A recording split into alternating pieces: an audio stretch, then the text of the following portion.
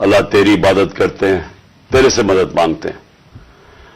میرے ساتھ آج چودھری پرویز الائی بیٹھے ہوئے ہیں, پنجاب کے چیف منسٹر, اور دوسری طرف میرے پاس محمود خان جو کہ پختونخوا کے چیف منسٹر ہیں. تو ہم نے آج بڑا اہم فیصلہ کرنا ہے اور میں نے اناؤنس کرنا ہے. تو میں یہ چاہتا تھا کہ آج میں اپنی قوم کے سامنے پہلے یہ رکھوں کہ ہم اس سٹیج پہ پہنچے کیسے ہیں, کہ ہم سٹنگ گورنمنٹس ہیں, ہماری اپنی گورنمنٹس ہیں, ہمارا اپنا راج ہے یہاں, لیکن ہم کیوں اس نتیجے پہ پہنچے ہیں کہ ہم سمجھتے ہیں کہ اگر ہمیں اپنی گورنمنٹس بھی قربان کرنی پڑے اس ملک کے اندر, جب تک الیکشنز نہیں ہوں گے, صاف اور شفاف الیکشنز نہیں ہوں گے, ہم سب کو آج خوف ہے کہ ملک ڈوب رہا ہے. میں آپ کو وہ پاکستانی ہوتے ہوئے بتا رہا ہوں جس نے ساری باہر کمائی کی, 20 سال باہر پیسے کمائے, سب کچھ بیچ کے, جو فلیٹ تھا وہ بیچ کے, منی ٹریل دے کے, عدالت میں یہ بتا کے میں نے وہ کدھر سے پیسے لیے, جو بھی میرا آمدنی کدھر تھی, پھر میں نے فلیٹ لیا, پھر وہ بیچا, پھر منی ٹریل, سب کچھ میرا آج جینا بن رہا پاکستان میں. اور میری طرح کے سارے وہ پاکستانی, اور میں ان پاکستانیوں کی بات کر رہا ہوں جو کہ اس ملک سے پیار کرتے ہیں, عشق کرتے ہیں اپنے ملک سے, میں ان پاکستانیوں کی بات کر رہا ہوں.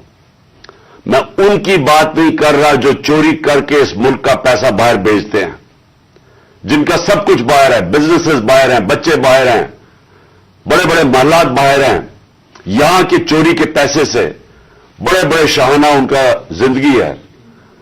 اور میں ان کی بات نہیں کر رہا کیونکہ ان کا اس ملک سے کیا رشتہ ہے, اور میں باقی پاکستانیوں کی بات کر رہا ہوں جو سمجھتے ہیں کہ ہمارا جینا مرنا پاکستان میں. اور میں ان پاکستانی میں سے ہوں جس کو پورا موقع تھا کہ 20-25 سال باہر میں نے کرکٹ کھیلتا تھا, میری شادی بھی وہاں کی, میں پاسپورٹ لے سکتا تھا, برطانیہ کا پاسپورٹ لے سکتا تھا, لیکن یہ میرے کبھی ذہن میں یہ چیز نہیں آئی کہ میرا پاکستان کے علاوہ کوئی اور گھر ہے. تو میں آج وہ پاکستانی آج بات کر رہا ہے کہ مجھے پہلی دفعہ مجھے خوف آ رہا ہے کہ یہ جو چوروں کا ٹولہ اوپر بٹھایا گیا ہے یہ ملک کو تباہی کی طرف لے کے جا رہا ہے. میں آج کوئی پاکستان کے بزنس مین سے پوچھ لیں, کوئی انڈسٹریل سے پوچھ لیں, پاکستان کے کسانوں سے پوچھیں, پاکستان کے مزدور سے پوچھیں, جس کی آج آمدنی اور اس کا جو خرچہ ہے اس میں اب کوئی بیلنس ہی نہیں رہا. 50 سال کے بعد سب سے زیادہ مہنگائی ہوئی ہے آج پاکستان میں. آج ہماری انڈسٹری بند ہو رہی ہے, وہ انڈسٹری جو ہمارے دور میں بڑی مشکلوں سے تیسرے اور چوتھے سال میں ہم نے محنت کر کے انسینٹیوز دے کے انڈسٹری بڑھائی, جو کہ ہمارے آخری مہینے میں 26% انڈسٹریل گروتھ تھی, جو ٹوٹل انڈسٹری تھی 10.7% پہ لارج اسکیل مینوفیکچرنگ پاکستان میں گرو کر رہی تھی. دولت میں اضافہ ہو رہا تھا, ہمارے ٹیکسز بڑھ رہے تھے, ریکارڈ, کیونکہ دولت میں اضافہ ہو رہا تھا, ٹیکسز میں اضافہ ہو رہا تھا, ریکارڈ ٹیکسز اکٹھے کیے, ریکارڈ ایکسپورٹس ہم نے کی. مجھے فخر ہے کہ میں نے اپنے کسانوں کی مدد کی. 4.5% پہ ہمارا زراعت کے اندر گروتھ ہوئی, اضافہ ہوا. ہماری 4 فصلیں 2 سال ریکارڈ فصلیں ہوئی پاکستان میں, کہ ہم نے کسانوں کی مدد کی. آج وہ سارا جو پاکستان وہاں لے کے جا رہے تھے, آج مجھے ایک چیز بتائیں, مجھے بتائیں کہ پاکستان میں کسی میں بہتری ہوئی ہے. آج مایوسی کا یہ عالم ہے میرے ملک میں کہ 7.5 لاکھ پاکستانی ملک چھوڑ کے چلے گئے 7 مہینے میں. ان میں پروفیشنلز تھے, इस मुल्क ने उनके ऊपर पैसा खर्च किया हुआ था, डॉक्टर्स थे, प्रोफेशनल्स थे, इंजीनियर्स थे, स्किल्ड वर्कर, जो तनख्वाह जो स्किल्ड वर्कर होता है, 7.5 लाख लोग मुल्क को छोड़ के चले गए मायूसी में। आज ये आलम है, इस मुल्क को आज इधर हम ले आए हैं कि डाकू राज ऊपर बैठ गया। 30 साल से जो लोग लूट रहे थे उनको आके ऊपर बैठा दिया। मेरा सवाल सबसे पहले यह है कि जब ये मुल्क तरक्की कर रहा था, हमने पहले साल यही छोड़ के गए थे, यही शहबाज शरीफ और नवाज शरीफ इस मुल्क का जब दिवालिया निकाल के गए थे 2018 में, उस पाकिस्तान को हमने पहले संभाला। फिर 2 साल कोरोना के बावजूद जो सारी दुनिया के अंदर अजाब आया हुआ था, सारी दुनिया की माशियत तबाह हुई। आप अमेरिका का हाल देखें, बरतानिया का देखें, जर्मनी का देखें, हमारे से वो मुल्क जिनके इदारे हमारे से बहुत बेहतर थे, हिंदुस्तान का हाल देखें, उसके अंदर पाकिस्तान वो मुल्क था जो दुनिया के टॉप 3 मुल्कों में से हमने वो भी संभाला। हमारी माशियत भी ऊपर गई, हमारी इंडस्ट्री भी ऊपर गई, हमने बेरोजगार होने से लोगों को बचाया, हमने इंडस्ट्रीज को पैसा दिया, इंसेंटिव्स दिए, हमने कंस्ट्रक्शन इंडस्ट्री की मदद की ताकि रोजगार मिले लोगों को। हमने उस दौर के अंदर पाकिस्तान का जो ग्रोथ रेट थी, और मैं ये चाहता हूं आप सारे जो मैं ये चीजें मैं आपको कह रहा हूं अपने मोबाइल फोन से चेक कर सकते हैं कि मैं सच बोल रहा हूं या झूठ बोल रहा हूं। अब तो झूठ बोलना बड़ा मुश्किल है, मोबाइल फोन है, आप गूगल करें, आपके पास 2 मिनट के अंदर सब कुछ आ जाता है। तो ये 17 साल के बाद पाकिस्तान की जो दौलत में इजाफा हुआ था वो 5,000 या 7% था हमारे तीसरे साल कोरोना के बावजूद, और 6% था हमारे चौथे साल। अब ये भी मैं आपको आज बता दूं कि ये सिर्फ 3 दौर में ये इस तरह की हम पाकिस्तान की दौलत में इजाफा हुआ, ग्रोथ रेट हुई। अयूब खान के दौर में, जनरल जिया के दौर में और जनरल मुशर्रफ के दौर में। लेकिन वो क्यों हुआ? क्योंकि हम तीनों दफा हम अमेरिका की मदद कर रहे थे। एक दफा हम अफगान जहाद में शामिल थे जनरल जिया के जमाने में, फिर वॉर ऑन टेरर में शामिल थे जनरल मुशर्रफ के दौर में। अयूब खान के दौर में हम किस में शामिल थे? सीटों और सेंटों में उनके साथ मिले हुए थे जबकि कोल्ड वॉर हो रही थी। अमेरिकन डॉलर आ रहे थे पाकिस्तान में, तब उनकी ये ग्रोथ रेट हुई थी। हम, और मुझे फख्र है इस चीज का कि उसके बावजूद कि हमारे पास कोई अमेरिकन डॉलर्स नहीं आ रहे थे, हमने अपनी इकोनॉमी को उठाया, और ये जो 17 साल के बाद बेहतरीन हमारी इकोनॉमी उठ रही थी। तो मेरा आज सवाल यह है, कौन जिम्मेदार था इस रिजीम चेंज का? आप सारे मेरी आज बात गौर से सुनें। जब आपकी माशियत बढ़ रही थी, क्या वजह थी कि इस गवर्नमेंट को गिरा के और इन चोरों के टोलों के ऊपर बिठाया गया? कौन इसका जिम्मेदार था? कौन जवाब देगा कि आज वो इकोनॉमी जो हमारी ऊपर जा रही थी, उसकी जगह आज पाकिस्तान के वो हालात हैं जो बाहर की दुनिया कह रही है। भूले जो पाकिस्तान के अंदर लोग क्या कह रहे हैं। जो बाहर की दुनिया वो कह रही है कि पाकिस्तान को अगर कर्जे देंगे तो वो कर्जे वापस करने का जो डिफॉल्ट रेट है वो 100% है। जब हम थे इक़्तिदार में तो 5% था। तो आज 100% का मतलब कि अगर आप पाकिस्तान को कर्जा देंगे तो 100% चांस है कि पाकिस्तान कर्जा वापस नहीं कर सकता। इसका मतलब कि बाहर से ना कोई इन्वेस्टमेंट पाकिस्तान में आएगी। अभी 1 साल के अंदर, चंद महीनों, बल्कि 10 महीनों के अंदर आधी हो गई है बाहर से इन्वेस्टमेंट। पिछले साल और अब के मुकाबले में आधी हो गई है। तो बाहर से इन्वेस्टमेंट बंद होगी, इसका मतलब बाहर से डॉलर्स आने बंद हो गए इन्वेस्टमेंट में। रेमिटेंसेस जो बैरून मुल्क पाकिस्तानियों की हमने मदद की थी, उन्होंने हमारे में एतमाद शो किया था, हमने उनको इंसेंटिव्स दिए थे। पाकिस्तान की तारीख की सबसे ज्यादा बैरून मुल्क पाकिस्तानी यहां डॉलर्स भेज रहे थे। और फिर एक्सपोर्ट्स, जो ये नून लीग के दौर में 5 साल बढ़ी नहीं, मुझे फख्र है कि हमने रिकॉर्ड एक्सपोर्ट्स $33 अरब की पाकिस्तान में एक्सपोर्ट्स बढ़ाई।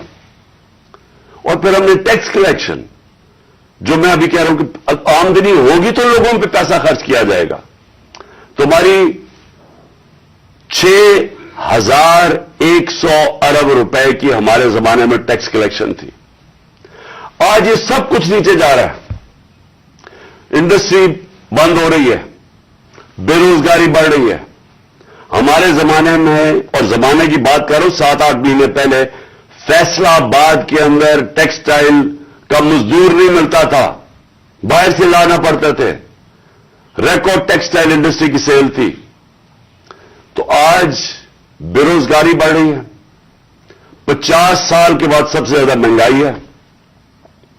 आज हमारे मुल्क का यह हाल है कि ना बाहर से किसी को इत्मीनान है इस हुकूमत के ऊपर, और 88% पाकिस्तान के जो इन्वेस्टर हैं, जो बिजनेसमैन हैं, उन्होंने कहा कि हमें इस हुकूमत पर इत्मीनान नहीं है।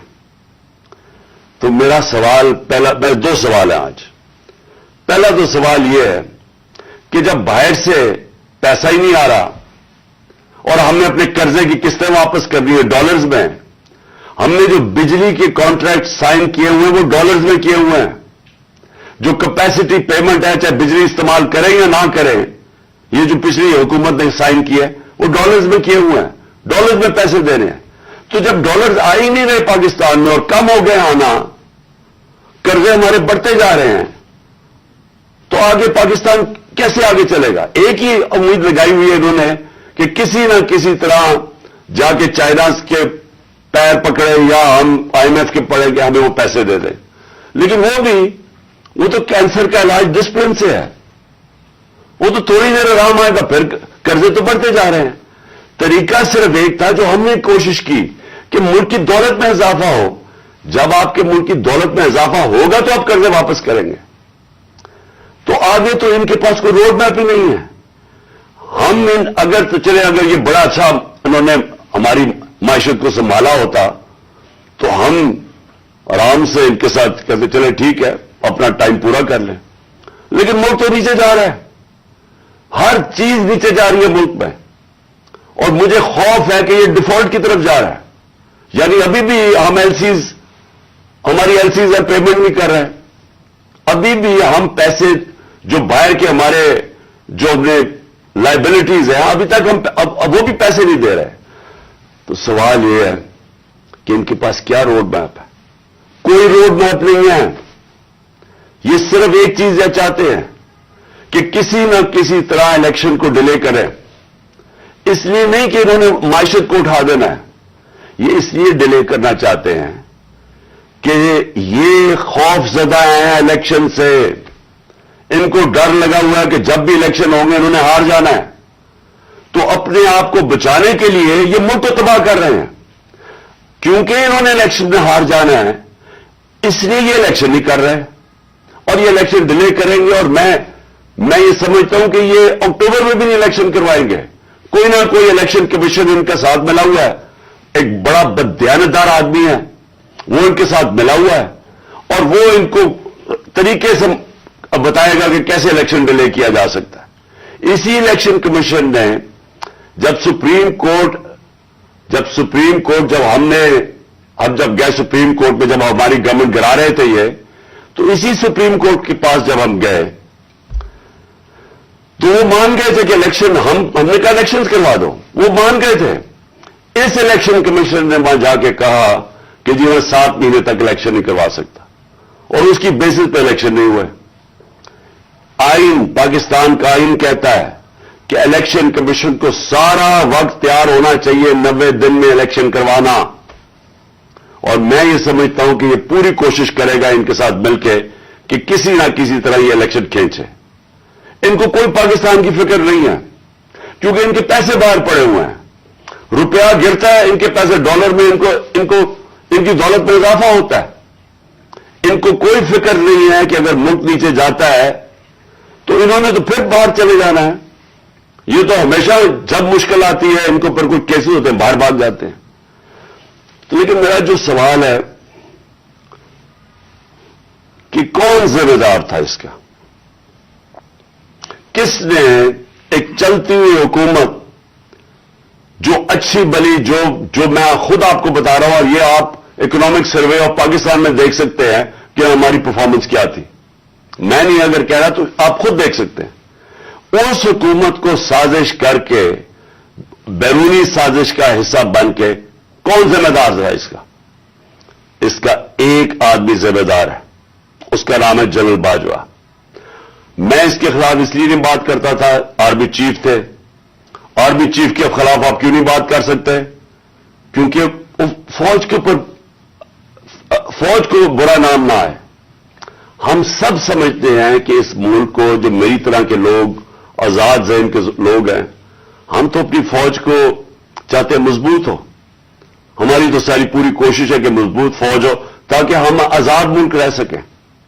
تو اس لیے ہم چپ کر کے بیٹھے رہے اور یہ سارے تماشے دیکھتے رہے کہ کیسے سازشیں ہوئیں، کیسے لوگوں کو بتایا گیا.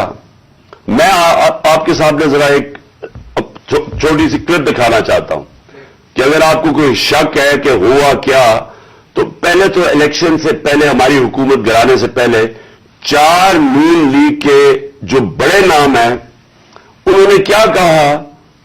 ان سے جب پوچھا گیا کہ جناب آپ نو کانفیڈنس موشن کامیاب ہو سکتی ہے اسٹیبلشمنٹ کے بغیر، اور یہ انہوں نے کہا ذرا یہ سب اب میں چاہتا ہوں پہلے سب دیکھیں.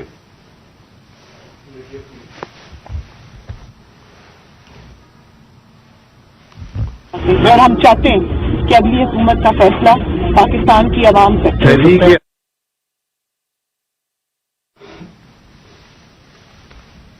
مجھے بتانے کا واپس نہیں ہے، کوئی ڈیل کر کے اقتدار نہیں چاہتے پاکستان میں.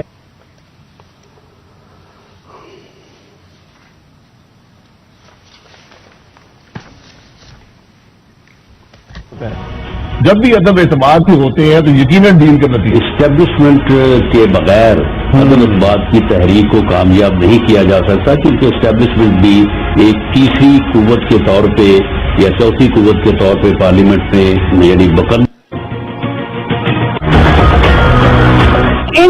ان تو جن کی وجہ سے ہوتا ہے، جن کی مدد سے ہوتا ہے، ہم ان کی مدد نہیں لینا چاہتے اور ہم چاہتے ہیں کہ اگلی حکومت کا فیصلہ.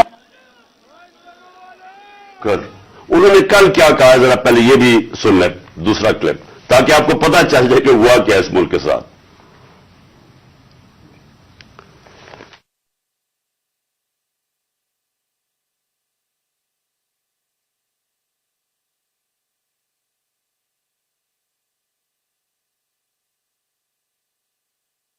آپ کو بھی پتا ہے، مجھے بھی پتا ہے کہ باپ کی حمایت وہ کسی بھی اگر طرف ٹلٹ کرتے ہیں وہ اپنے سیاسی فیصلے کرنے میں آزاد. کیا ایم کیو ایم اس کی حمایت ہمیں مل سکتی تھی؟ سارا ہوا یہ پولیٹیکل پارٹی سے خود مینج کیا آپ کے خیال میں؟ بہت زیادہ خود مینج کیا، بہت زیادہ خود بھی مینج کیا، لیکن تھوڑا سا گڑ کے اندر میٹھے کے اندر تھوڑی سی اور شامل ہو گیا پھر کیا. پھر اس کے بعد جو سیاسی مخالفین کے اوپر تشدد آج کل کے دور میں جو ہو رہا ہے اس میں ہم ماؤتھ پیس بنے ہوئے ہیں.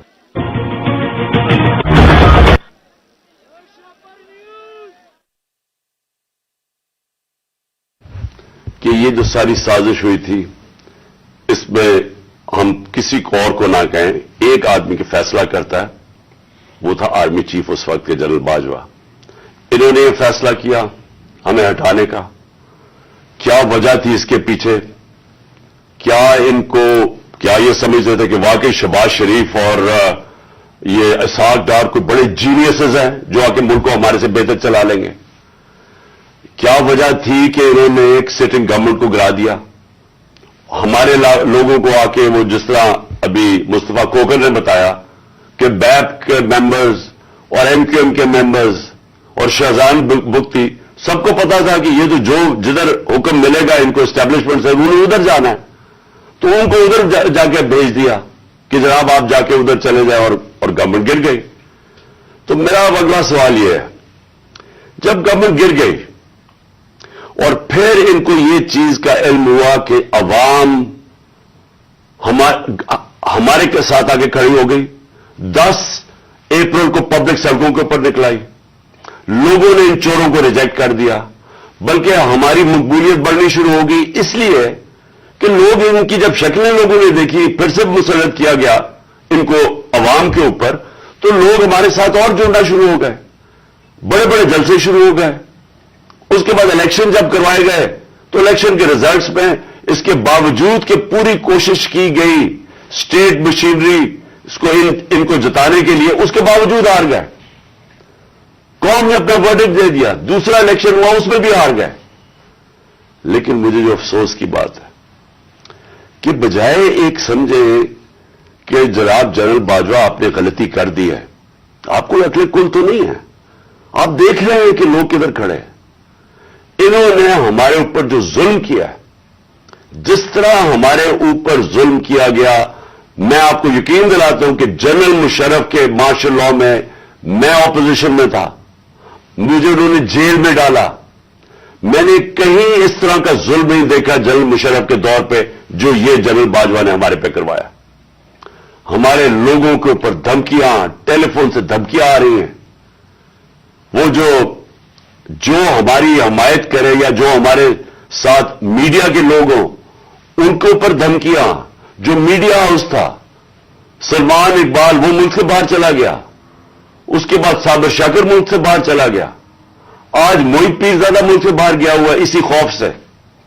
अरशद शरीफ, इतनी बड़ी ट्रेजेडी हुई है, उसको जो धमकियां दी, क्या वजह थी उसकी? वो एक दयानतदार आदमी, वो बता रहा था कि इस मुल्क के साथ क्या जुल्म हुआ है, कि अच्छी बड़ी गवर्नमेंट आपने गिरा के चोरों को बैठा दिया। तो बजाय ये कि करेक्ट करना, हमारे ऊपर जुल्म शुरू हो गया। और जुल्म की इंतहा ये थी कि सोशल मीडिया के लोगों को उठा उठा के ले जाते थे, उनको मार फेंटा लगा के तो अगले दूसरे दिन घर वापस भेजते थे, धमकियां देते थे कि आगे से किया तो ये होगा। जो आजम स्वाति से किया, जो उससे पहले जो शहबाज गिल से किया, कौन सी उसने इतनी बड़ी बात की थी कि उसको नंगा करके मारा, और वो अभी तक उसके असरात हैं जो उन्होंने उसको तशद्दुद किया उसके ऊपर। और आजम स्वाति ने क्या बात की थी? आजम स्वाति ने ये ट्वीट की कि जनरल बाजवा आपने एनआरओ 2 दिया, इसके ऊपर जो उस बेचारे से किया गया, कौन सी जमहूरियत में यह होता है? और वो बात कि जो सच है, एनआरओ 2 जनरल बाजवा ने दिया है, सारी कौम को पता है। मुझे पता है कि मैं जब कहता रहा, जब मैं गवर्नमेंट में था, मैं जनरल बाजवा को कहता रहा कि ये 30 साल से चोरी कर रहे हैं, इनके ऊपर करप्शन केसेस हैं, नैब आपके नीचे है, आप नैब कंट्रोल करते हैं, मेरे नीचे ही नहीं है, क्यों नहीं इनके केसेस आगे बढ़ाते हैं? पहले तो हमें सारा वक्त ये बताते रहे कि फिक्र ना करें सर, हो रहा है सब कुछ, सर अभी कुछ हो रहा है, पहले तो हमें ये बताते रहे। आहिस्ता आहिस्ता हमें पता चला कि इनकी तो कोई नीयत ही नहीं है करप्शन की। मुझे फिर कहना शुरू हो गया कि जी आप मुल्क की इक्तिसादियात को ठीक करें, इकोनॉमी को ठीक करें, भूल जाए इसको, ये अकाउंटेबिलिटी को। कभी कोई मुहज्जब माशरा ये इजाजत देता है कि बड़े बड़े लोग जो अरबों रुपए की चोरी करें, आप कहें उनको भूल जाए, उनको एनआरओ दे दें, और आप छोटे छोटे चोरों को पकड़ना शुरू करें और समझे कि आपका मुल्क तरक्की कर सकता है? क्या चीन पागल है जिन्होंने 450 वजीरों को जेलों में डाला है पिछले चंद सालों में? क्या जो प्रेसिडेंट शी जिनपिंग है उसको स्टेट्समैन माना जाता है, उसने वो काम कर दिया जो दुनिया में किसी ने किया ही नहीं है। 70 करोड़ लोगों को उसने गुर्बत से निकाला है चाइना में पिछले 30 सालों में। वो उसको क्या जरूरत पड़ी है कि जो करप्ट मिनिस्टर उनको पकड़े, उनका एहतसाब करे? क्योंकि कोई माशरा भी कामयाब नहीं हो सकता जब तक रूल ऑफ लॉ नहीं होता, जब तक इंसाफ नहीं होता, जब तक आप बड़े बड़े लोगों को, जो असल तो नुकसान मुल्क को बड़े चोर करते हैं, आप उनको पकड़ नहीं रहे और आप कह रहे हैं कि नीचे से ये बेचारे छोटे छोटे लोगों, पटवारियों को पकड़ते रहे। और ये हमारे सामने हुआ। शहबाज शरीफ को बचाया गया, इसके ऊपर ओपन एंड शट केस था, इसका 16 अरब रुपए का ये जो एफआई का केस था, इसमें तो कोई शक ही नहीं था। और इसका जो बेटा बाहर भाग गया, आज जो सलमान शहबाज वापस आया है, वो क्यों बाहर भागा था? जैसे ही एफआईए ने उससे सवाल पूछा कि जनाब बताइए मकसूद चपरासी और नौकरों के पास अरबों रुपए किधर से आए, वो एकदम उनसे बाहर भाग गया और उसको इन सारों को वापस लाया जा रहा है। क्या हुआ? इसमें कोई शक है कि एनआरओ 2 दे के इस सारे मुल्क का एक जनरल मुशर्रफ ने नुकसान कराया था एनआरओ 1 का। इस मुल्क ने भारी कीमत अदा की उसकी, 4 गुना ज्यादा हमारा कर्जा चढ़ाया इन्होंने 10 सालों में लूट मार करके। अब फिर जब इनके ऊपर केसेस थे 1100 अरब रुपए के केसेस हैं, वो इन्होंने फिर उनको एनआरओ 2 दिलवा दिया। तो कौन था इसका जिम्मेदार? किसने ये किया था? जनरल बाजवा ने किया था। मैं आपको चीजें इसकी तरफ दिखाना चाहता हूं कि कैसे कानून इन्होंने बनाया जिसमें बचे लोग, जिसमें हर किसी को बचाया गया। इन्होंने जनाब नैब लॉ की सेक्शन 4 में अमेंडमेंट की, उसके अंदर ये फैसला, उसके अंदर कौन बचते हैं? राजा परवेज अशरफ बच जाते हैं और शायद खाकान अब्बासी बच जाते हैं। फिर उन्होंने एक और किया, बेनामीदार की डेफिनेशन सेक्शन 5E, उसमें मरियम नवाज पाक होकर निकलाई सारी चोरी से। फिर उन्होंने सेक्शन 9 जिसके अंदर शहबाज शरीफ बच जाते हैं और उस जिसके अंदर के अगर आप किसी और के नाम पे, यानी अगर आप मैं प्राइम मिनिस्टर हूं, मैं अपने खानदान के नाम पे चीजें लूं तो इसका मतलब कि आप जवाबदेही नहीं है। तो जो टीटी के सारे केसेस थे शहबाज शरीफ के, वो उससे पाक हो गया। फिर सेक्शन 14 कि आपको बताना पड़ता है कि अगर मेरे पास कोई बाहर एसेट्स हो, यानी लंदन में मेरी जगह हो या कोई बाहर हो, अमेरिका में हो, तो अगर ये पता साबित हो जाए कि ये मेरी जगह है तो मुझे बताना पड़ता है कि ये मेरे किधर से पैसा आया इसको खरीदने के लिए। वो इन्होंने साफ कर दिया। अब नैब बताएगी कि उनके पास पैसा किधर से आया।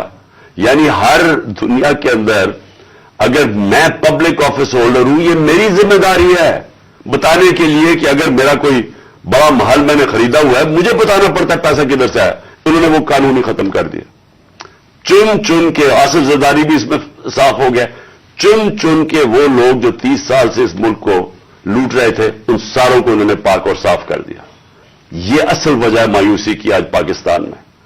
लोग जिन्होंने ये तमाशा देख रहे हैं कि एक तरफ कौम मर रही है इस महंगाई के अंदर और फैक्ट्रियां बंद हो रही हैं, बेरोजगारी की कर्जे चढ़ते जा रहे हैं, एक तरफ ये है और दूसरी तरफ ये अरबों रुपए की इनकी करप्शन माफ हो रही है। और ये बहुत बड़ी वजह है आज मायूसी की। और मैंने ये जो हमारे ऊपर जुल्म हुआ, मैं सिर्फ उसके ऊपर आना चाहता हूं कि मुझे एक जगह बताया गया जनरल बाजवा ने कि जी आपके लोगों के ऊपर हमारे पास तो फाइलें हैं उनकी करप्शन की, उनके ऊपर फिल्में बनी हुई हैं, उनकी वीडियोस बनी हुई हैं। अब मैंने उससे भी कहा कि क्या ये हमारी एजेंसीज का काम है कि हम वीडियोस बनाएं और गंदी वीडियोस बनाएं या किसी के ऊपर कोई उसके ऊपर फाइलें बनाएं? क्या ये काम रह गया? क्या ये कौम अपना पेट काट के अपनी एजेंसीज को पालती है, अपनी सिक्योरिटी के लिए पालती है? वो तो मुल्क की सिक्योरिटी के लिए पालती है। क्या ये उनका काम है आके बताएं कि जनाब इसके ऊपर ये फाइल है तो हमने उसकी फलानी फाइल बनाई हुई है और हमने उसके कोई वीडियो बनाई हुई है? ये किधर होता है? ये अपने लोग। अच्छा, और मैं कोई मुल्क का दुश्मन हूं? 50 साल से कौम मुझे जानती है, सारे पाकिस्तान के अवार्ड्स मैंने जीते हुए हैं, सिविल अवार्ड सब जीते हुए हैं। मैं सबसे बड़ा पाकिस्तान का वो, यानी जो जिसे कहे कि जो खैराती काम करता है, किसी ने पाकिस्तान में इतने पैसे नहीं इकट्ठे किए जो मैंने किए। मेरे ऊपर हर किस्म का गन। ये सोचें कि मेरा प्राइम मिनिस्टर, जब मैं प्राइम मिनिस्टर था, मेरे घर का फोन टैप किया हुआ था और वो टैप ही नहीं किया, उसके बाद वो लीक्स करते हैं। ये प्राइम मिनिस्टर के घर, कोई ये नहीं पूछ रहा कि इतना ये ऑफिशियल सीक्रेट एक्ट की वायलेशन है। प्राइम मिनिस्टर के प्राइवेट नंबर को टैप करें और उसको जाके आप पब्लिक कर दें। कोई ये कहां होता है? अगर मैं अपने प्रिंसिपल सेक्रेटरी, मैं अपने प्रिंसिपल सेक्रेटरी से बात कर रहा हूं, वो इन्होंने टेप चला दी, वो कौन कर रहा था? तो मैं फिर से ही पूछता हूं, हम कोई मुल्क के दुश्मन हैं क्या? मैं कोई पैसे लूट के मेरे बाहर पड़े हुए हैं क्या? मैं कोई मुल्क से गद्दारी कर रहा हूं? لیکن جو ہمارے سے کیا گیا اور آزم سواتی سے جو کیا گیا, اس کی بیوی کو ویڈیو بھیج دی. یعنی اس لیول پہ نیچے گرنا تھا کہ اس کے گھر ویڈیو بھیج دی اس کی, اور یہ کہنا, یہ کہا کہ جناب, اور ڈرایا گیا کہ تمہاری فیملی سیف نہیں ہے. اور قصور اس کا یہ کہ وہ کہہ رہا ہے کہ NRO2 جنرل باجوہ نے دیا ہے. ساری بچہ قوم جانتی ہے کہ NRO2 جنرل باجوہ نے دیا ہے, NRO1 مشرف نے دیا ہے, سب کو پتا ہے. اس کے اوپر اتنی سزا, ایک سینیٹر کو, اس کو اٹھا کے, ہارٹ کا پیشنٹ ہے اعظم سواتی, اس کو کبھی وہاں بھیج رہے ہیں, کوئٹہ بھیج رہے ہیں, اس ٹھنڈ میں سندھ بھیج رہے ہیں پرائیویٹ جہاز میں. کون سا جرم کیا اس نے؟ اور کیوں؟ اگر آپ نے نہیں دیا NRO2 تو جا کے پبلک کو بتائیں نہیں دیا آپ نے. سارے آ کے لوگوں کو بتائیں آپ کے کس طرح آپ نے لوگوں کو بچایا. ہم بتائیں گے کیسے بچایا آپ نے. میں ایز پرائم منسٹر بتاؤں گا کہ کیسے آپ نے احتساب ہونے نہیں دیا.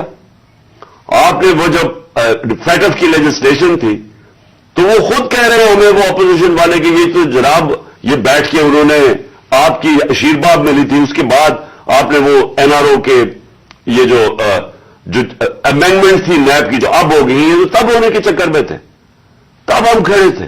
اور میں تب سے کہتا گیا کہ یہ ملک ترقی نہیں کر سکتا جب تک اس ملک میں رول آف لا نہیں ہے.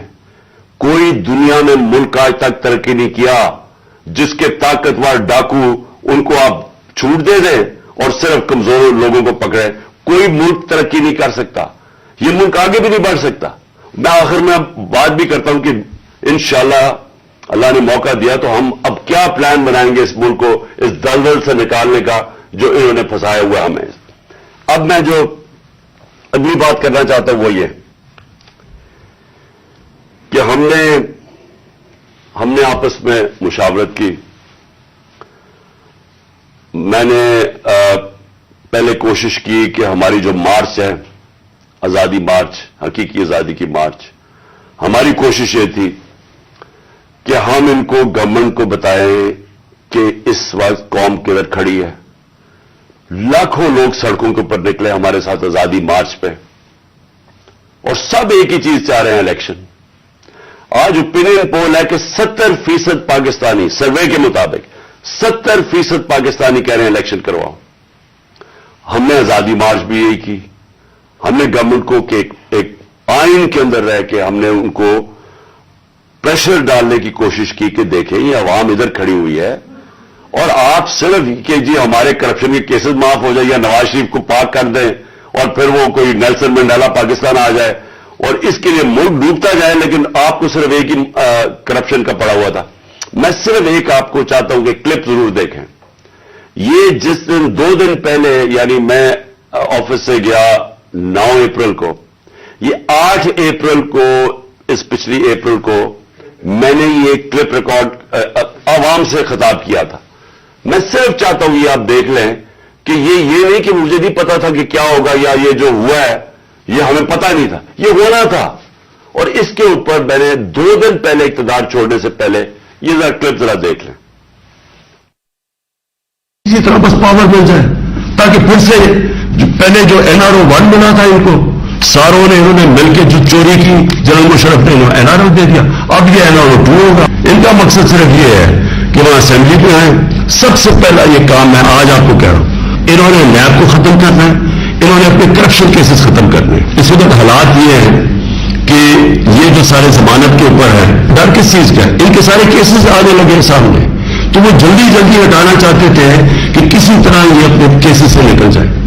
اب یہ سارا یہ جو مدعا اکٹھا ہو جائے گا اور صرف ایک مسئلہ کسی طرح بس پاور مل جائے تاکہ پھر سے پہلے جو NRO1 بنا تھا ان کو ساروں نے انہوں نے مل کے جو چوری کی جنرل مشرف نے NRO دے دیا, اب یہ NRO2 ہوگا. ان کا مقصد صرف یہ ہے کہ وہاں اسمبلی پہ آئیں. سب سے پہلا یہ کام میں آج آپ کو کہہ رہا ہوں, انہوں نے نیب کو ختم کرنا ہے, انہوں نے اپنے کرپشن کیسز ختم کرنے. اس وقت حالات یہ ہیں کہ یہ جو سارے ضمانت کے اوپر ہے, ڈر کس چیز کا ہے, ان کے سارے کیسز آنے لگے سامنے, تو وہ جلدی ہٹانا چاہتے تھے کہ کسی طرح یہ اپنے کیسز سے نکل جائے. اب یہ سارا یہ جو مدعا اکٹھا ہو جائے گا اور صرف ایک مسئلہ کسی طرح بس پاور مل جائے تاکہ پھر سے پہلے جو NRO1 بنا تھا ان کو सारों ने इन्होंने मिलकर जो चोरी की जनरल मुशर्रफ ने एनआरएल दे दिया, अब ये एनआरओ 2 होगा। इनका मकसद सिर्फ ये है कि वहां असेंबली पे आए। सबसे पहला ये काम मैं आज आपको कह रहा हूं, इन्होंने नैब को खत्म करना है, इन्होंने अपने करप्शन केसेस खत्म करने हैं। इस वक्त हालात ये हैं कि ये जो सारे जमानत के ऊपर है, डर किस चीज का है, इनके सारे केसेस आने लगे हैं सामने, तो वो जल्दी जल्दी हटाना चाहते थे कि किसी तरह ये अपने केसेस से निकल जाए। अब ये सारा ये जो मुद्दा इकट्ठा हो जाएगा और सिर्फ एक मसला किसी तरह बस पावर मिल जाए, ताकि फिर से पहले जो एनआरओ 1 बना था इनको, सारों ने इन्होंने मिलकर जो चोरी की जनरल मुशर्रफ ने एनआरएल दे दिया, अब ये एनआरओ 2 होगा। इनका मकसद सिर्फ ये है कि वहां असेंबली पे आए। सबसे पहला ये काम मैं आज आपको कह रहा हूं, इन्होंने नैब को खत्म करना है, इन्होंने अपने करप्शन केसेस खत्म करने हैं। इस वक्त हालात ये हैं कि ये सिर्फ आपको इसलिए दिखा रहा था कि हमें सब पता था ये क्या हो रहा है। मुझे ये साजिश का पूरी तरह पता था। मुझे मेरे हटने से 1 साल पहले का अंदाजा हो गया था कि ये शहबाज शरीफ को तैयार किया जा रहा है लाने के लिए। इसके बावजूद कि उसके पास 16 अरब रुपए उसके और उसके बच्चों के ऊपर एफआईए केस थे और 8 अरब रुपए के नैब के केस थे, तो मुझे ये सारा पता था ये हो रहा है। और मुझे अफसोस की बात यह है कि मैं जब भी पूछता था जनरल बाजवा से तो हमेशा कहते थे कि नहीं, हम तो किसी सूरत हम ऐसा नहीं कर सकते, हम तो कंटिन्यूटी चाहते हैं। तो उसका नतीजा क्या हुआ? वो आ गया, शहबाज शरीफ आ गया और आपके सामने जो मुल्क के अब हालात हैं, आप सब सारी कौम के सामने है। मेरा पॉइंट ये है आज कि मैं अभी आखिरी जो अभी अनाउंसमेंट जो करने लगा हूं, उससे पहले मैं सिर्फ ये पूछना चाहता हूं, कौन है जिम्मेदार इसका? क्या कोई इसका जवाब देगा कि अच्छी भली गवर्नमेंट चलते हुए उसको गिरा के इन चोरों को ऊपर ले आए? और मेरा अगला सवाल यह है कि उसके बाद जो हमारे ऊपर सख्तियां की गई, जो सोशल मीडिया पे जो मीडिया जो हमारी हमायत करता था, केसेस की मेरे ऊपर बारिश हो गई, मुझे दहशतगर्दी का केस करवा दिया। 25 मई को पुलिस ने जिस तरह हमारे ऊपर जुल्म किया, और जब हम पुलिस वालों से पूछते थे वो कहते जी हमें पीछे से ऑर्डर है। जिस तरह का हमारे ऊपर जुल्म किया गया, मैं सवाल ये पूछता हूं कि क्या हम भेड़ बकरियां हैं, हम कीड़े मकोड़े हैं कि आप जब फैसला करें पहले आप, और मैंने आपके कानों से, जनरल बाजवा के कानों से सुना कि ये करप्ट है, अब आपने फैसला किया कि ये ठीक हो गए हैं और आपने फैसला किया कि जनाब ये आप मुल्क को ठीक करेंगे। तो क्या हम वो कीड़े मकोड़े हैं कि जिधर आप भेड़ बकरियों को धकेलेंगे हम उधर चले जाएंगे? यानी हम इंसान हैं या हम जानवर हैं कि जो आपका फैसला हो बंद कमरों के अंदर हम उसी के ऊपर चल पड़े? और आपको जब नजर भी आ रहा था कि पाकिस्तानी कौम इनको रिजेक्ट कर रही है, हमें तो हमारे साथ मेरा तो फायदा करवा दिया। मुझे तो अल्लाह ने कभी इतनी इज्जत दी नहीं जो इसके बाद मिली है, लेकिन मुल्क को किधर पहुंचा दिया आज। और मैं क्या ये पूछना चाहता हूं कि पाकिस्तान का मुस्तकबिल है कि पहले ये लूटेंगे, अब इनके बच्चे तैयार हो गए लूटने के लिए, क्या अब हम उनको लेके आएंगे? और अगर हम उनके खिलाफ जाएंगे और हम उनको रेजिस्ट करेंगे तो हमें फेंटा लगाया जाएगा, हमारे पर केसेस किए जाएंगे, हमें डराया जाएगा। मुझे अभी भी कह रहे हैं कि जी आप अगर ये आपने गवर्नमेंट छोड़ दी तो आपके ऊपर बड़ा जुल्म होगा, आपकी प्रोटेक्शन चली जाएगी। जब मैं जा रहा था, मैं आज अपनी कौम को बताना चाहता हूं कि जब मैं जा रहा था मार्च के ऊपर, सबको, मेरे इर्द गिर्द भी लोगों को पता है, मैंने सबको कहा था कि इसमें वारदात होगी, मेरे खिलाफ मेरी जान को खतरा है। मैंने टीवी के ऊपर जाके उससे पहले बताया था कि ये दीनी इंतहा पसंद के नाम पे मुझे कत्ल करेंगे। हर रोज जब मैं मार्च पे जाता था और मैं बुशरा बेगम को खुदा हाफिज कहता था, मैं तो उनको सलाम करता हूं कि उनको पता होते हुए कि मेरी जान खतरे में थी, उसके बावजूद वो मुझे कहती थी कि नहीं जाओ, ये जहाद है, ये अल्लाह के लिए आप काम कर रहे हैं। कोई अपनी जिंदगी खतरे में नहीं डालता पैसे के लिए या इक्तदार के लिए, कोई जिंदगी खतरे में नहीं डालता। जहाद के लिए, जब आप अल्लाह के लिए काम कर रहे हैं, तब आप पता होते हुए कि आप जिंदगी खतरे में, उसके बावजूद जाता था मैं। और मैं जैसे ठीक होऊंगा इंशाअल्लाह, जैसे मैं चलने का काबिल होऊंगा, मैं फिर निकलूंगा बाहर, क्योंकि ये अल्लाह का काम है। اپنی قوم کو حقیقی طور پہ آزاد کرنا یہ اللہ کا حکم ہے ہمیں. ظلم اور ناانصافی کے ساتھ سامنے کھڑا ہونا یہ اوپر والے کا حکم ہے. اس کو وہ جہاد کہتا ہے. امر بالمعروف پہ چلنا کہ جب آپ دیکھ رہے ہیں یہ سارے چوروں کا ٹولہ اوپر بیٹھ گیا ہے اور آپ چپ کر کے بیٹھے رہیں بھیڑ بکریوں کی طرح, یہ آپ قرآن کا جو اللہ کا حکم ہے اس کے خلاف جا رہے ہیں. تو میرے لیے تو یہ جہاد ہے, تو میں نے تو یہ رکنا نہیں ہے. اور میں اپنی ساری قوم کو آج کہہ رہا ہوں, میں نوجوانوں آپ کو کہہ رہا ہوں, یہ کبھی نہ سوچے جو یہ 7.5 لاکھ ہمارے لوگ ملک چھوڑ کے گئے ہیں. مجھے افسوس ہے کہ دیکھیں آسان راستہ ہے. میرے لیے کیا آسان زندگی تھی. میں کرکٹ کے بعد کچھ بھی نہ کرتا, تھوڑی سی کرکٹ کے اوپر بات چیت کرتا ہوں. اللہ نے مقام اتنا دیا ہوا ہے میں کروڑ روپیہ کما سکتا ہوں. مجھے تو کچھ کرنے کی ضرورت نہیں تھی. لیکن اللہ نے ہمیں کسی مقصد کے لیے پیدا کیا ہے. جانور آتے ہیں, بچے پیدا کرتے ہیں, کھا پی کے مر جاتے ہیں. تو انسان بھی اگر اس کو اب سمجھ ہی نہ آئے کہ اللہ نے ہمیں کسی مقصد کے لیے پیدا کیا ہے, تو اس میں جانوروں میں کیا فرق رہ جاتا ہے. وہ جب قرآن کی آیت ہے کہ جب انسان فرشتے سے بھی اوپر چلا جاتا ہے لیکن گرتا ہے تو جانور سے بھی نیچے چلا جاتا ہے. تو میں اپنی ساری قوم کو کہہ رہا ہوں کہ دیکھیں ہمارے سامنے اب 2 راستے ہیں.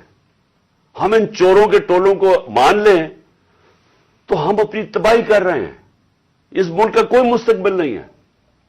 ایک ہی راستہ ہے کہ ہم جدوجہد کریں. میں وہاں جب گیا پنڈی پہنچا اور میں اس وقت بڑی تکلیف میں تھا, میں یہ بھی آپ کو بتا دوں کیونکہ مجھے ڈاکٹرز نے کہا تھا ابھی نہیں آپ ٹریول کر سکتے. میں گیا اس کے باوجود صرف اپنے لوگوں کو کھڑا کرنے کے لیے کہ دیکھیں یہ پاکستان کے لیے ایک فیصلہ کن وقت ہے, اس کو ضائع نہ ہونے دیں. قوم میں بیداری آ گئی ہے اور میں وہاں 2 میں چیزیں کر سکتا تھا. ہم وہاں دھرنا بھی دے سکتے تھے, لاکھوں لوگ تھے. ہم وہاں اسلام آباد کے اوپر بھی جا سکتے تھے, اتنے لوگ تھے. ہم اسلام آباد میں خون خرابہ ہونا تھا وہاں, اور کئی دفعہ لوگ چاہتے ہیں کہ خون خرابہ ہو, لاشیں گریں تاکہ وہ جناب ان کی تحریک اور اٹھ جائے. میں یہ نہیں چاہتا تھا. میں نے ساری سٹرگل آئین اور قانون کے بیچ میں ہے. میں کبھی اس سے باہر نہیں نکلا اور میں نے اس لیے فیصلہ کیا کہ بجائے ہم وہاں جائیں اور توڑ پھوڑ ہو اور تباہی ہو, میں نے فیصلہ یہ کیا کہ ہم جو 2 اسمبلی اب قربان کرتے ہیں اپنی 2 اسمبلیوں کو, ہم قربان کرتے ہیں اپنے ملک کے لیے. اور اس لیے کرتے ہیں کہ ان کو جب 66% پاکستان میں الیکشن ہوگا, جب ہم ان 2 اسمبلیوں سے نکلیں گے, جو میں بھی بتانے لگا ہوں کب نکلیں گے, 66% پاکستان میں الیکشن ہوگا. تو عقل تو یہ کہتی ہے کہ آپ جنرل الیکشن کروا دیں. لیکن میں پھر سے کہتا ہوں یہ خوف زدہ ہیں, الیکشن ہارنے سے ڈرے ہوئے ہیں. ان کا کوئی پاکستان کا مقصد نہیں کہ پاکستان اوپر جا رہا ہے یا نیچے جا رہا ہے. ان کا مقصد ایک ہے, کیسے اپنا چوری کا پیسہ بچانا ہے انہوں نے, اور اس لیے یہ الیکشن نہیں کروائیں گے. اور اسی لیے ہم نے فیصلہ کیا کہ ہم الیکشن کروائیں گے. اور میں نے اپنے سارے وکیلوں سے پوچھ لیا ہے, یہ کوشش بھی کریں گے الیکشن کمیشن کے ذریعے کہ یہ کسی طرح ڈیلے ہو جائے. آئین بالکل اجازت نہیں دیتا 90 دن کے آگے. ہم نے فیصلہ کیا ہے اور میں بڑا شکر گزار ہوں اپنے دونوں چیف منسٹرز کا کہ انہوں نے بالکل میرے ساتھ چلے ہیں, میرا ساتھ دیا ہے. ہم نے فیصلہ یہ کیا ہے کہ ہم اگلے جمعے کو, آج ہے ہفتہ, اگلے جمعے کو ہم دونوں پختونخوا کی اسمبلی ڈیزالو کر دیں گے اور پنجاب کی اسمبلی ڈیزالو کر دیں گے. اور اس کے بعد ہم الیکشن کی تیاری کریں گے. اور اس کے بعد ہماری جو 123 سیٹیں ہیں اس وقت نیشنل اسمبلی میں, ہم وہاں جا کے نیشنل اسمبلی میں جا کے اسپیکر کے سامنے ہم کھڑے ہو کے کہیں گے کہ ہمارے ریزگنیشن ایکسپٹ کرو. یہ ڈرامے نہ کرو کہ چن کے 8 جو انہوں نے پہلے ہمارے ساتھ کیا تھا, انہوں نے بجائے ہمارے باقی ریزگنیشن ایکسپٹ کرنے کے, انہوں نے 8 سیٹیں چنی. یہ جو بڑا کرپٹ یعنی مورلی کرپٹ الیکشن کمیشن ہے, اس نے نواز شریف کے ساتھ بیٹھ کے 8 سیٹیں چنی جو ہماری سب سے کمزور سیٹیں تھیں, جن میں بڑی کم مارجن سے ہم جیتے تھے. اور جدھر پی ڈی ایم کا ووٹ دگنا تھا ہمارے سے اس الیکشن کے اندر, اب یہ عوام دیکھیں کدھر آج ایک باشعور عوام ہے, بیداری آئی ہوئی ہے ہماری قوم میں, پتہ ہوتے ہوئے کہ میں نے اسمبلی میں نہیں, میں 8 سیٹوں پہ لڑا, پتہ ہوتے ہوئے کہ میں نے اسمبلی میں نہیں جانا, اس کے باوجود میری قوم نے مجھے سارے 8 کی 8 سیٹوں پہ جتایا, 7 سیٹوں پہ جتایا. اور ایک جو کراچی کے اندر سیٹ تھی, ذرا وہاں دیکھ لے, وہ الیکشن کمیشن کو وہ دھاندلی نہیں نظر آئے گی جس طرح انہوں نے پوری اسٹیٹ مشینری استعمال کی اور ووٹ باہر پھینک دیا, اور جو ہر بار استعمال کرتا ہے. تو ہم نے یہ فیصلہ کر لیا. میں اپنی قوم کو آخر میں صرف یہ کہنا چاہتا ہوں کہ دیکھیں, مایوسی گناہ ہے. آپ مایوس ہو کے گھر بیٹھ جائیں یا آپ باہر ٹکٹ لے کے کسی اور ملک میں چلے جائیں اور کوئی نوکری مل جائے, یہ میری نظر میں یہ ایک انسان اپنی جو ڈیوٹی ہے معاشرے کو, اس سے بھاگتا ہے. اصل آپ سب کی ڈیوٹی یہ ہے کہ ہم اب کھڑے ہوں اور ہم ان چوروں کا اور اس کرپٹ نظام کا مقابلہ کریں, اور ہم کریں الیکشن کے ذریعے, اور الیکشن کے ذریعے ان کو سبق سکھائیں آئین اور قانون کے بیچ میں رہتے ہوئے. میں نہیں چاہتا کہ یہ سری لنکا جیسا سچویشن ہو کہ لوگ سڑکوں کے اوپر آ جائیں اور توڑ پھوڑ ہو. میں چاہتا ہوں کہ ہم الیکشن کے ذریعے ان کو شکست دیں, اور ان کو ایسی شکست دیں کہ یہ ہمیشہ کے لیے ان چوروں کا نام و نشان یہاں سے چلا جائے. اور وہ تب ہوگا جب آپ سب اس کو اپنی ذمہ داری لے کے نکلیں گے. اور میں آپ کو آخر میں یہ کہنا چاہتا ہوں کہ مایوسی جو ہے, میں 3.5 سال گورنمنٹ میں رہا, اس کے باوجود کہ بینک کرپٹ گورنمنٹ میں لی, اس کے باوجود کہ ہمارے پاس تجربہ ہی نہیں تھا بالکل. ہم پہلی دفعہ گورنمنٹ میں آئے تھے, ایک کے بعد دوسرا کرائسس تھا. صدی میں ایک دفعہ کرونا جیسا کرائسس آتا ہے, وہ اوپر سے آ گیا, 2 سال وہ رہا. اس کے باوجود پاکستان میں کسی گورنمنٹ نے, جس طرح میں نے کہا کہ جو ملٹری ڈکٹیٹرز کو تو امریکن ڈالرز ملے, ہمیں تو کوئی ڈالرز نہیں ملے. سب سے بہترین ہماری اکنامک پرفارمنس تھی. اس سب کے باوجود اب ہم سمجھ گئے ہیں, مجھے تیسرے اور چوتھے سال میں پوری سمجھ آ گئی کہ یہ گورنمنٹ چلتی کیسے ہے. میں آخر میں صرف آپ کو یہ کہنا چاہتا ہوں, مایوس نہ ہوں. ملک یہ تب اب اٹھے گا جب بڑے اور مشکل فیصلے ہوں گے. یہ مشکل فیصلے ان کے نہیں کہ قیمتیں بڑھاتے جاؤ اور کہو جی مشکل فیصلہ ہے. مشکل فیصلے کا مطلب ملک کے اداروں کو ری اسٹرکچر کریں, اس ملک کے اندر انصاف قائم کریں, رول آف لا قائم کریں. اگر اللہ بھاری اکثریت دیتا ہے تو تب آپ یہ سب کچھ کر سکتے ہیں. اس ملک میں اصلاحات کر سکتے ہیں, ادارے ٹھیک کر سکتے ہیں.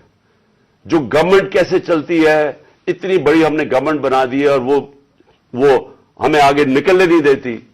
ہر جگہ رکاوٹیں بن گئی ہوئی ہے, اور وہ ہم نے کافی چینج بھی کیا. ایکسپورٹس بڑھانی ہے, ہم نے ریکارڈ ایکسپورٹس بڑھائی. کیسے ہم نے ایکسپورٹس بڑھانی ہے اس کا ہم نے پلان بنایا ہوا ہے. اسمال اور میڈیم انڈسٹری کو کیسے کھڑا کرنا ہے, جو اصل روزگار دیتی ہے اور دولت میں اضافہ ہوتا ہے. اپنی ایگریکلچر جو زراعت ہے, ہم نے چائنا سے بات کر چکے تھے کہ نئی ٹیکنالوجی ہم لے کے آئیں. بدقسمتی سے کرونا کی وجہ سے 2 سال چائنا بند ہو گیا.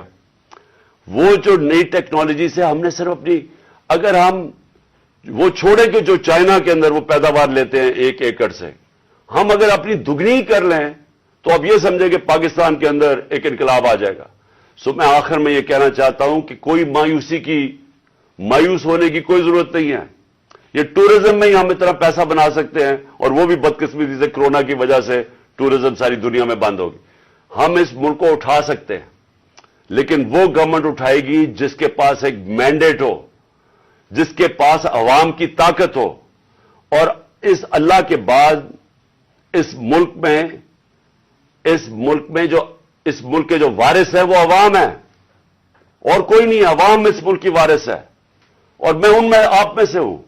ہم نے اس عوام نے ایک قوم بن کے ہم نے اس مشکل وقت سے نکلنا ہے, اور لیکن وہ نکلیں گے تب جب اس ملک کے اندر صاف اور شفاف الیکشن ہو, اور اس کے لیے ہماری اب جدوجہد جاری رہے گی. میں